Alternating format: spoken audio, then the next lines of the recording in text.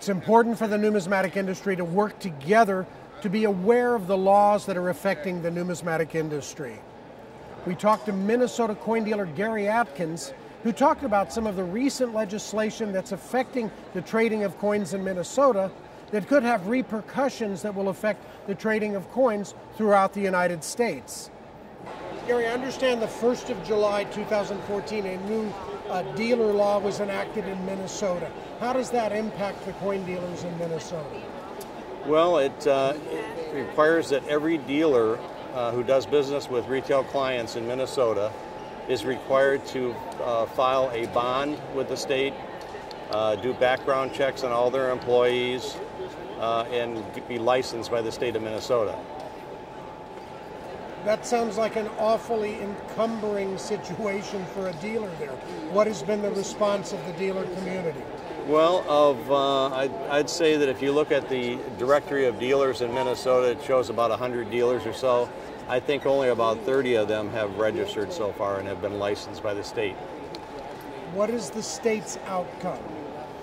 Well, the state is looking at this as a positive for consumers, but it's actually the reverse of that in a sense. If you ask a consumer, is it a good idea to regulate coin dealers and license coin dealers, they would probably say yes. But what's happened in Minnesota is the fact that because of the licensing process, it puts a lot of good dealers out of business, and it limits the choices for consumers. So they're going to have less people to be able to deal with, and the state went after what they call the criminal element of the coin business, and there are certainly some of those. But the law was kind of overreaching in a sense, and it put a lot of good dealers out of business as a result of that, just because of the costs and the time and things involved in getting the registration done, licensing done, bonding, and so on. What could the dealer community have done to have prevented this legislation from being enacted? What we did is all we could in Minnesota. We tried to solicit help from some of the larger dealers around the country, because one thing that the law does that most people don't understand is it not only regulates Minnesota dealers, it regulates any dealer who's doing business with consumers in Minnesota.